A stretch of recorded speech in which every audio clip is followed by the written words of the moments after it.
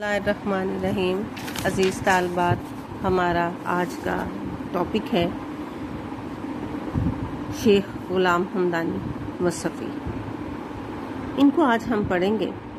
شیخ غلام حمدانی مصطفی کا نام غلام حمدانی تھا اور مصطفی تخلص کرتے تھے۔ آپ 1751 میں بمقام امروہہ ضلع مراد آباد بھارت میں پیدا ہوئے۔ والد کا نام شیخ ولی محمد تھا۔ اوائل عمری میں، یا جس کو ہم کہیں گے جوانی میں ہی، علم کا شوق آپ کو دلی میں کھینچ لائے۔ 1758 میں جب دہلی زوال پذیر ہوا، جنگ پلاسی لڑی گئی، تو یہ بھی اہل فن کی طرح، دیگر اہل فن کی طرح شاعری کے شوق میں لکھنؤ چلے آئے۔ مصطفی تذکرہ ہندی میں لکھتے ہیں کہ سید انشا اس سے پہلے ہی بادشاہ وقت کے شاہ عالم ثانی کے دربار میں موجود تھے۔ وہی مجھے دربار میں لے کر گئے، لیکن آخری عمر میں مصطفی اور انشا کی آپس میں بڑی لگت بازی رہی اور ان کے درمیان شعر و شاعری کے خوب مارکے رہے۔ 1824 میں مصطفی نے لکھنؤ میں انتقال کیا۔ اچھے شاعر کی حیثیت سے وہ بڑے مشہور رہے۔ انہوں نے طویل عمر پائی، اردو کے تقریباً 8 دیوان اور 20 مثنویاں یادگار چھوڑی۔ اس کے علاوہ علوم عروض پر بھی ایک کتاب لکھی۔ مصطفی استاد کی حیثیت سے مسلط تھے۔ حیدر علی آتش، میر خلیق، میر انیس کے والد اور میر ضمیر ان کے نامور شاگردوں میں سے۔ مصطفی کی شاعری میں اگر ہم دیکھیں تو دبستان دہلی اور لکھنؤ دونوں کی خصوصیات پائی جاتی ہیں۔ بڑے پرگو استاد ہونے کے باوجود ان کے کلام میں صفائی اور روانی پائی جاتی ہے۔ اس کے علاوہ ان کے کلام میں ہمیں تغزل، معاملہ بندی، موسیقیت، تصوف، اخلاق اور فلسفہ جیسی خصوصیات موجود ہیں۔ عزیز طالبات، آج ہم مصطفی کی پہلی غزل پڑھیں گے۔ دنیا میں جب تلک کے میں اندوگی رہا، غم دل سے اور دل سے میرے غم کریں رہا۔ تلک تک کی یہ متروک ہو گیا لفظ، ہم اس کو موجودہ دور میں تک کی صورت میں لکھتے ہیں۔ اندوگی دکھی، غمزدہ اور پریشان کو کہتے ہیں۔ کریم قریب کو، نزدیک کو، آس پاس کو کہتے ہیں۔ اس شعر میں مصطفی کہتے ہیں، میں دنیا میں جب تک لگ رہا غم میرے دل کے اور دل میرے غم کے آس پاس رہا جائے۔ اس شعر کی تشریح کچھ یوں ہے کہ زندگی، عزیز طالبات، زندگی پھولوں کی سیج نہیں بلکہ کانٹوں کا بستر ہے۔ حقیقت بھی یہی ہے کہ غم اور زندگی کا چولی دامن کا ساتھ ہے۔ انسانی زندگی میں خوشیاں بہت کم آتی ہیں، مشکلات و مصائب ہر شخص کے دل پر اثر انداز ہوتے ہیں، لیکن شاعر لوگ وہ ہیں جو معاشرے کے حساس ترین طبقے میں ان کا شمار ہوتا ہے، اس لیے وہ ان غم کو، دکھ کو، تکلیف کو زیادہ شدت سے محسوس کرتے ہیں۔ زیر نظر شعر میں مصطفی نے بھی زندگی میں پیش آنے والے دکھوں اور تکالیف کو پیش کیا ہے۔ وہ کہتے ہیں کہ میں جب تک دنیا میں غم زدہ اور دکھی ہی رہا، دل اور غم کا ہمسائیگی کا عالم یہ تھا کہ دونوں ایک دوسرے کے ساتھ رہے، کبھی جدا نہ ہونے پائے۔ یوں محسوس ہوتا رہا کہ دونوں لازم و ملزوم ہیں۔ غالب جیسی شخصیت نے غم اور دل کو کچھ اس انداز میں بیان کیا ہے۔ قید حیات و بند و غم اصل میں دونوں ایک ہیں۔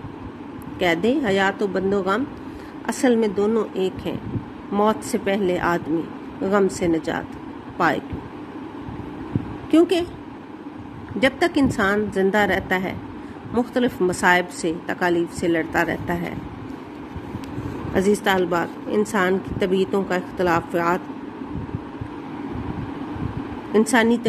اختلاف اور قنوطیت پسند ہونا اپنی جگہ، مگر یہ حقیقت بھی ناقابل تردید ہے کہ انسانی زندگی کے بیشتر حصے پر غم کے سائے منڈلاتے رہتے ہیں۔ اس تجربے کو، زندگی پہ غم کے اثرات کو ہر شاعر نے بیان کیا ہے۔ ایک شاعر نے کیا خوب کہا ہے، زندگی کیا کسی مفلس کی قبا ہے جس میں، زندگی کیا کسی مفلس کی قبا ہے جس میں ہر گھڑی درد کے پیوند لگے جاتے ہیں۔ غالب نے تو بڑے خوبصورت طنز اس پہ کہے ہیں، زندگی اپنی اس طور سے گزری غالب، ہم بھی کیا یاد کریں گے کہ خدا رکھتے ہیں۔ محسن نقوی بڑے خوبصورت شعر لکھتے ہیں، زندگی لوگ جسے مرہم غم جانتے ہیں، زندگی لوگ جسے مرہم غم جانتے ہیں، جس طرح ہم نے گزاری ہے سو ہم جانتے ہیں۔ عدم کہتے ہیں، تمام دہر کے علام آئے بیٹھے ہیں، تمام دہر کے علام آئے بیٹھے ہیں، کشش کوئی تو ہمدم ہے غریب خانے میں، کشش کوئی تو ہمدم ہے غریب خانے میں۔ میر تقی میر لکھتے ہیں، اذیت مصیبت ملامت بلائیں، اذیت مصیبت ملامت بلائیں، تیرے عشق میں ہم نے کیا کیا نہ دیکھا۔ عزیز طالبات، یہ حقیقت ہے کہ زندگی میں صرف خوشیاں ہی نہیں ہوتی بلکہ غم بھی ساتھ ساتھ چلتے ہیں۔ اگر ہم میں سے کوئی یہ کہے کہ زندگی میں صرف خوشیاں ہی خوشیاں ملیں اور غم نہ ملے تو یہ ممکن نہیں ہے۔ ہم بحیثیت مسلمان، اللہ رب العزت نے ہمارے لیے جو زندگی کا جو ایک کرائٹیریا سیٹ کیا ہے بڑا واضح ہے۔ قرآن میں اللہ رب العزت فرماتے ہیں، انما العسر یسرا فانما العسر یسرا، ہر تنگی کے ساتھ آسانی ہے، بس ہر تنگی کے ساتھ آسانی ہے۔ سو عزیز طالبات، زندگی اور دکھ کا آپس میں گہرا تعلق ہے۔ کوشش یہ کرنی چاہیے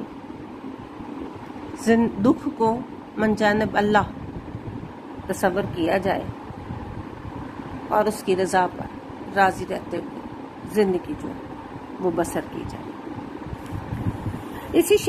اسی غزل کا دوسرا شعر ہے، رونے سے کام بس کے شب اے ہم نشیں رہا، رونے سے کام بس کے شب اے ہم نشیں رہا، آنکھوں پہ کھینچتا میں سرے آستین رہا۔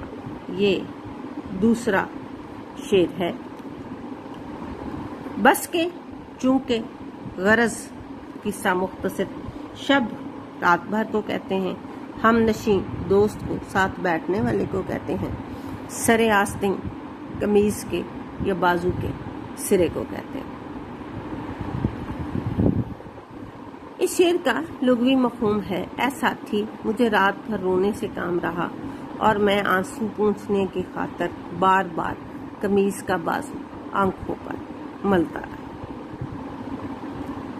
شاعر لکھتے ہیں اس شعر میں، شدت غم کی کیفیت میں آنکھوں سے آنسو بہنا ایک فطری امر ہے، یوں بھی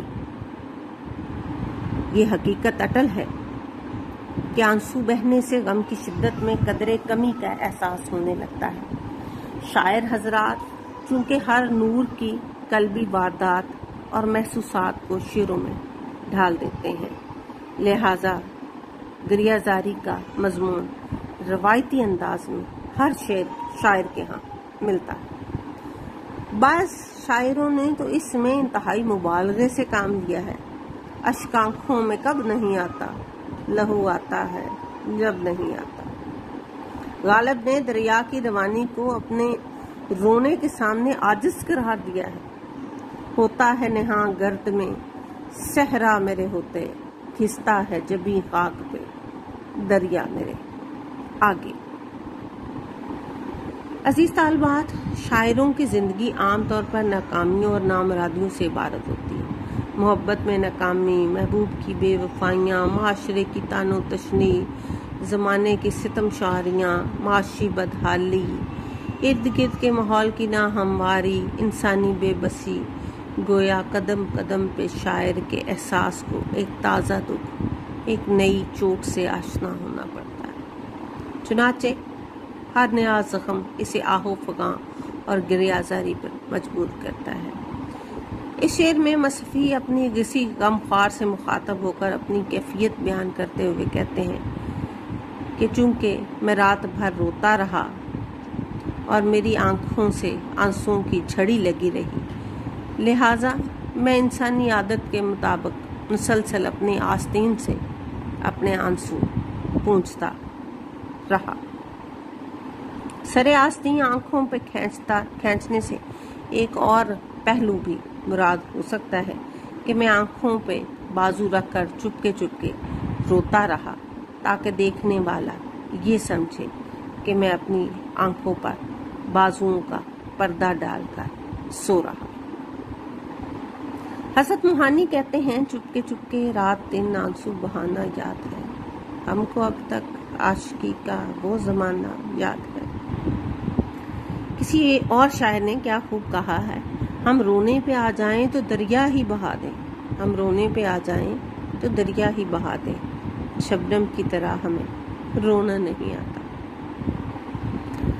عزیز طالبات، اس غزل کا تیسرا شعر ہے، نازک مزاج تھا میں بہت اس چمن کے بیچ، جب تک رہا تو خندائے گل سے حزین رہا۔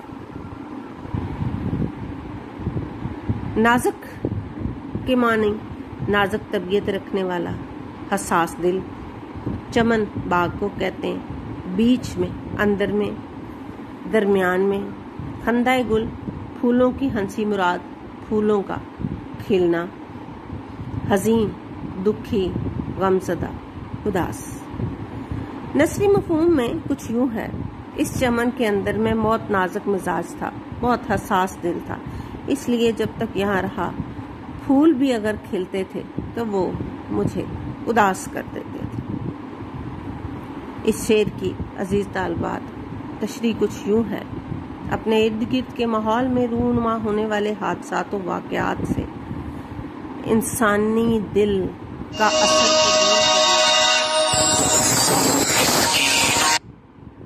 قبول کرنا ایک فطری عمل ہے۔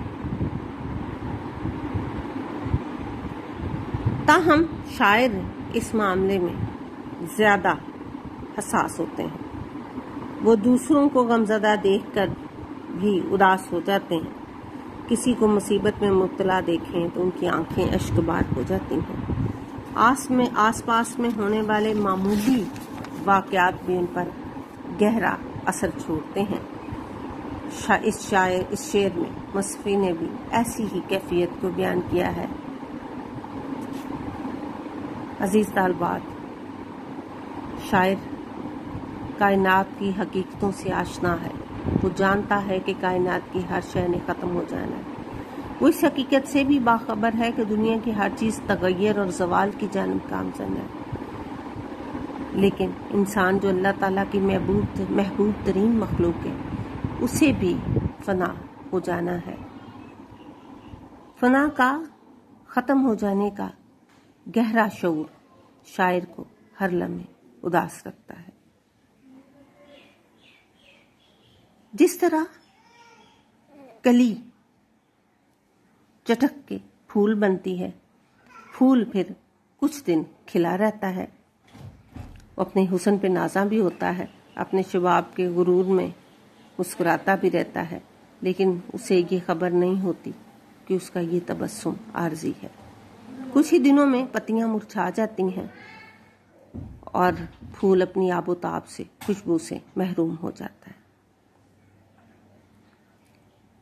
شاعر بھی اسی بات کو رونا رو رہا ہے کہ اس کی زندگی محض چند لمحوں کی ہے۔ پھول سے شاعر اپنی زندگی کو تشبیہ دیتے ہوئے رنجیتا ہے، کہتا ہے کہ میں نے ایسی نازک طبیعت پائی ہے کہ میں نے اپنے ارد گرد جب پھولوں کو، خوبصورت چیزوں کو کھلتے ہوئے دیکھا تو مجھے اس احساس نے پریشان کر دیا کہ اس کی زندگی بہت عارضی ہے، چند دنوں بعد اس نے مرجھا جانا ہے اور اس کی زندگی نے ختم ہو جانا ہے۔ کسی شاعر نے، محسن بھوپالی نے، بڑا خوبصورت شعر لکھا ہے، ہماری جان پہ دوہرا عذاب ہے محسن، ہماری جان پہ دوہرا عذاب ہے محسن، کہ دیکھتا ہی نہیں ہم کو سوچنا بھی ہے۔ شاعر عزیز طالبات، میں نے آپ کو جب میر درد کو پڑھایا تو میں نے آپ کو ایک بات بتائی تھی کہ انسانی زندگی میں جو ہمارے ارد گرد جو کچھ ہو رہا ہوتا ہے، ہمارے ماحول میں جو ہو رہا ہوتا ہے، شاعر اس کو محسوس کرتا ہے اور اس کو اپنی شاعری میں سمو دیتا ہے۔ ہم اگر یہ کہیں کہ ماحول کا شاعری پہ اثر ہوتا ہے، یا دوسری صورت میں ہم یہ کہیں کہ شاعری ماحول پہ اثر انداز ہوتی ہے، تو دونوں صورتیں بے جانا ہوں گی۔ شاعر چونکہ طبعاً حساس ہوتے ہیں، اپنے ارد گرد جو کچھ دیکھتے ہیں، جو کچھ محسوس کرتے ہیں، اسے اپنی شاعری میں بیان کر دیتے ہیں۔ عزیز طالبات، اس شعر کو ہم یوں بھی کہہ سکتے ہیں کہ مصحفی کو زمانے نے اتنے دکھ، تکالیف اور غم دیے کہ ان کا دل اتنا نازک ہو گیا، غم اور دکھ میں کچھ اس طرح سے ڈوب گیا کہ وہ کسی کو بھی ہنستے ہوئے دیکھ نہیں پاتے تھے، پریشان ہو جاتے تھے، بہت زیادہ حساس ہو گئے تھے۔ کہتے ہیں میں اس دنیا میں جب تک رہا میں بہت نازک مزاج ہو گیا تھا، بہت حساس ہو گیا تھا کہ میں کسی گلاب کے پھول کو بھی، کسی انسان تو کیا گلاب کے پھول کو جب وہ کلی سے پھول بن کے چٹکتا ہے، مسکراتا ہے، تو میں اس کو دیکھ کے پریشان ہو جاتا تھا کہ یہ ہنسی تھوڑی دیر کی ہے، اس کو زوال پذیر ہو جانا ہے۔ انشاءاللہ ہم اس غزل کے باقی اشعار کل پڑھیں گے کہ اللہ آپ سے ملاقات ہوگی۔ جزاک اللہ۔ اللہ